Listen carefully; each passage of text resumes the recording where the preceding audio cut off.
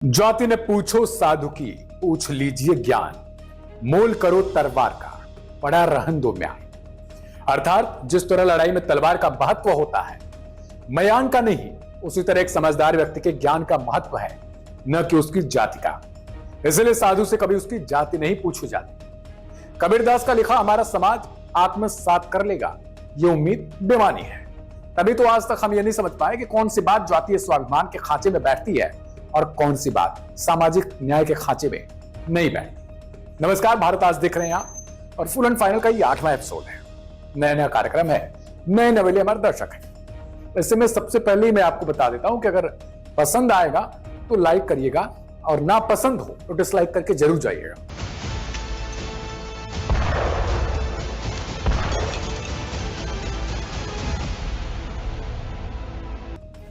भारी भरकम कंफ्यूजन है, तभी तो आजादी के 75 साल बाद भी सेना में जातीय आधार पर एक और रेजिमेंट की मांग की जा रही है। समय समय पर अहिर रेजिमेंट की मांग सिर उठाती रहती है। भाई अगर आप यादव हैं तो ऐसा मत कर दीजिएगा, पहले डिसलाइक कर दीजिएगा, पहले समझिएगा। नेता बयान देते रहते हैं, आज समझोगे कि अहिर रेजिमेंट की मांग के पीछे कारण क्या है, क्या इस मांग में दम है, और उस तर्क का जवाब भी तलाशेंगे जिसमें कहा जाता है जब इतनी जातियों की रेजिमेंट है तो एक रेजिमेंट और ही सही। मांग की जाती रही है कि सेना में जिस तरह जाट या सिख रेजिमेंट है उसी तरह एक अहिर रेजिमेंट भी हो। कई बार आंदोलनकारियों ने मार्च भी निकाला जिसमें पार्टियों के नेताओं ने शिरकत की और जमकर राजनीति भी की। हम में से ज्यादातर लोगों को यही लगता है कि सेना जाति और धर्म से ऊपर है, वहां कोई भेदभाव नहीं होता, किसी को आरक्षण नहीं मिलता।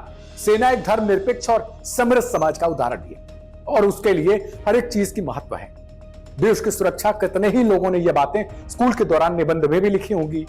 ऐसे में आपको एक जाति के आधार पर अलग रेजिमेंट की मांग सरासर गलत लग सकती है, लेकिन फिर हमारे सामने अहिर रेजिमेंट मोर्चा का वो तर्क आ जाता है कि जब जाट, डोगरा, राजपूत और महार रेजिमेंट हो सकती हैं तो फिर अहिर रेजिमेंट क्यों नहीं हो सकती। भाई मांग भी तो सही है, अहिर रेजिमेंट मोर्चा की बात सही है, लेकिन आधी ये बात सही है कि भारत की सेना में जाति के आधार पर भर्तियां होती हैं, रेजिमेंट भी हैं, लेकिन ये हमारे औपनिवेशिक इतिहास की दिन है। जब हम अंग्रेजों के गुलाम थे, सेना और जाति के विषय पर सभी बिंदुओं को छूना एक बुलेटिन में संभव नहीं है, इसलिए हम संक्षेप में अपनी बात रखेंगे।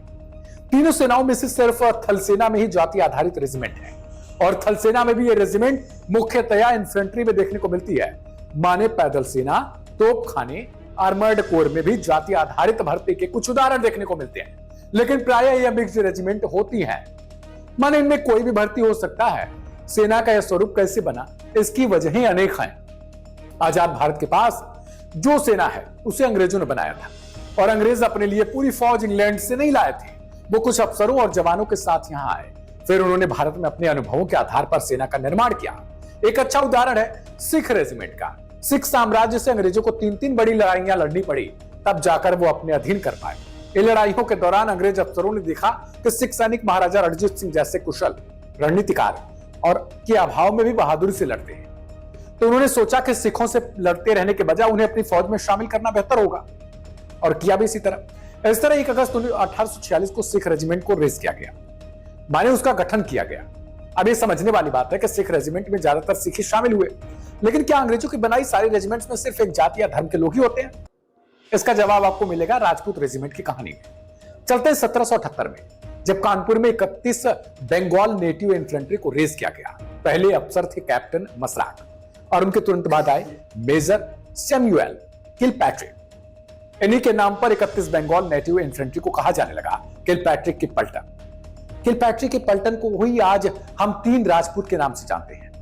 इसमें मुख्यतया उत्तर प्रदेश और बिहार से राजपूत, ब्राह्मण, मुस्लिम और सिख सैनिकों को भर्ती किया गया।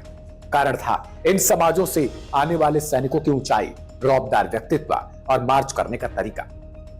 ऊंचाई और रौबदार व्यक्तित्व के लिए जाति नहीं चाहिए, लेकिन ध्यान दीजिए कि हम 18वीं सदी की बात कर रहे हैं। तब के भारत में ऊंचाई और रौब के लिए पोषण चाहिए था, और पोषण के लिए संसाधन तब समाज के सभी वर्गों के पास ये नहीं होते थे।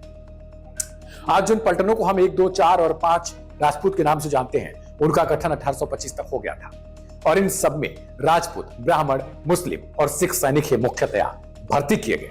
तो हमने देखा कि अंग्रेजों ने रेजिमेंट कैसे बनाई और जिन्हें उनमें भर्ती किया गया उसके क्या कारण थे। इस भर्ती नीति में एक बड़ा बदलाव आया 1857 की क्रांति से। क्रांति ने अंग्रेजों को भीतर तक हिला दिया। अब वो किसी भी कीमत पर इतने बड़े विद्रोह का खतरा मोल नहीं लेना चाहते थे।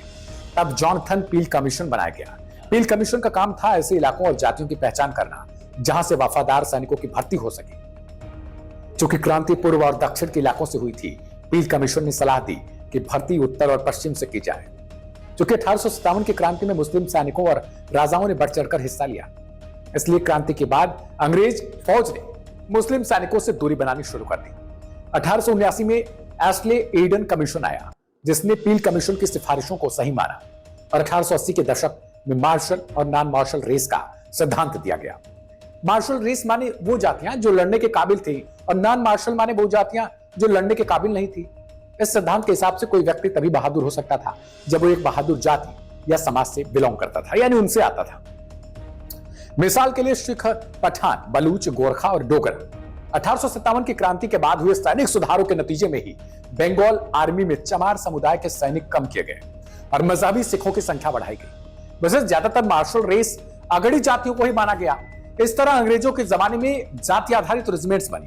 कुछ रेजिमेंट्स में सिर्फ एक जाति से सैनिक लिए जाते, कुछ में 2 या 3 जातियों को मिला दिया जाता था। ऐसी रेजिमेंट्स भी थी जो इलाके के आधार पर बनी। मिसाल के अंग्रेज सेना के गढ़वाली सैनिकों को मिलाकर गढ़वाल रेजिमेंट बना दी गई, जिसमें आधुनिक उत्तराखंड के गढ़वाल इलाके के सैनिक शामिल हुए। 1914 में प्रथम विश्व युद्ध तक भर्ती का यह तरीका चलता रहा, लेकिन लंबे खींचते युद्ध में यह देखा गया कि मार्शल रेस थ्योरी में ज्यादा दम नहीं था। जाति और इलाके के आधार पर बनाई गई रेजिमेंट्स ने बेजोड़ वीरता का परिचय दिया, लेकिन इसका कारण उनकी पहचान नहीं, उनकी ट्रेनिंग थी। जहां ट्रेनिंग या मोटिवेशन में कमी थी, वहां जाति या इलाका काम नहीं आया। इन्हीं अनुभवों के आधार पर गौड़, ब्राह्मण, लिंगायत या चमार रेजिमेंट जैसे विचारों को त्याग किया गया। यह जरूर देखने को मिला कि जिन कथित पिछड़ी जातियों से अंग्रेज फौज दूर रहती थी, युद्ध के समय उनसे बंपर भर्ती की जाने लगी। 1947 में जब भारत आजाद हुआ तो अंग्रेज सेना में जाति आधारित, इलाका आधारित और मिक्स्ड रेजिमेंट्स थी। एक सवाल में यह पूछा जाता है कि जब भारत में संविधान जाति का भेद नहीं करता, तो फिर आजादी मिलते ही जाति आधारित रेजिमेंट्स को भंग क्यों नहीं किया गया? इसका जवाब यह है, भारत को आजाद होते ही बड़े बड़े युद्ध लड़ने पड़े, उन पर मजबूर कर दिया गया। यह आपको पता होगा। दुनिया तब कहती थी कि भारत जैसा विविध देश अपने पैरों पर खड़ा नहीं रह पाएगा और 1000 टुकड़ों में बिखर जाएगा। आपको उस भारत पर गर्व करना चाहिए। आज जो राजनीतिक छीटाकशी हो रही है उसको भूल जाइए। अगर तो पहले भारत को किस तरीके से तोड़ने जोड़ने की कोशिश की जाती रही कि 1000 टुकड़ों में भारत बिखर जाएगा। इसलिए तब यह फैसला लिया गया कि सेना में अचानक कोई बदलाव नहीं किया जाएगा जिससे उसकी ताकत या अनुशासन पर असर पड़े। जो भी सुधार किया जाए उनमें संयम रखा जाए, लेकिन ऐसा नहीं था कि सुधार किए नहीं गए। 15 जनवरी 1949 को फील्ड मार्शल के एम करियप्पा आजाद भारत की सेना के पहले कमांडर इन चीफ बने। पहली बार सेना की कमान किसी भारतीय अफसर के हाथ में आई। इस दिन की याद में 15 जनवरी को सेना दिवस मनाया जाता है, सैन्य दिवस। फील्ड मार्शल करियप्पा एक दुष्टतया दूरदृष्टि थे। वो जानते थे कि सेना की ताकत को बनाए रखना जितना जरूरी है, उतना ही जरूरी है एक नए भारत के लिए सेना तैयार करना, जहां सैनिक सिर्फ सैनिक हो, जाति, धर्म, इलाके का प्रश्न न उठे। फील्ड मार्शल ने नेशनल कैडेट कोर को मजबूत किया और टेरिटोरियल आर्मी के गठन में अहम भूमिका निभाई। इन दोनों संगठनों में जाति या इलाके का मूल नहीं है, लेकिन फील्ड मार्शल का सबसे बड़ा सुधार यह brigade of the guards, mechanized infantry की इस रेजिमेंट में सभी धर्मों, समुदायों और इलाके के लोगों को भर्ती किया जाता है और यह प्रयोग सफल रहा। ब्रिगेड ऑफ द गार्ड्स आजादी के बाद सबसे कामयाब रेजिमेंट से एक है और इसकी बहादुरी के किस्से किसी दूसरी रेजिमेंट से कम नहीं है। यहां तक कि आते जाते हम 2 चीजें बहुत अच्छे से समझ गए कि सेना में जाति आधारित रेजिमेंट्स कैसे बनी, और यह भी कि आजादी के बाद जाति आधारित रेजिमेंट्स क्यों नहीं बनी। सीधा सा जवाब है, इनकी आवश्यकता महसूस नहीं हुई। यह देखा गया कि जाति से ज्यादा महत्वपूर्ण है ट्रेनिंग और बहादुरी, और इन दोनों चीजों के लिए जाति या इलाका मायने नहीं रखता। एक और चीज समझिए, रेजिमेंट चाहे मिक्स्ड हो या प्योर, अफसर कोई भी हो सकता है। अफसर का कोई धर्म नहीं होता, कोई जाति नहीं होती। जो रेजिमेंट्स के जवानों का धर्म है वही अफसर का धर्म बन जाता है। मिसाल के लिए अगर किसी जाट पलटन को मुस्लिम कमांडिंग अफसर मिल जाए तो सीओ साहब सिर्फ मंदिर परेड का हिस्सा ही नहीं माने जाएंगे, वो यूनिट के यज्ञ में भी बैठेंगे और सारे विधि विधान को पूरा करेंगे।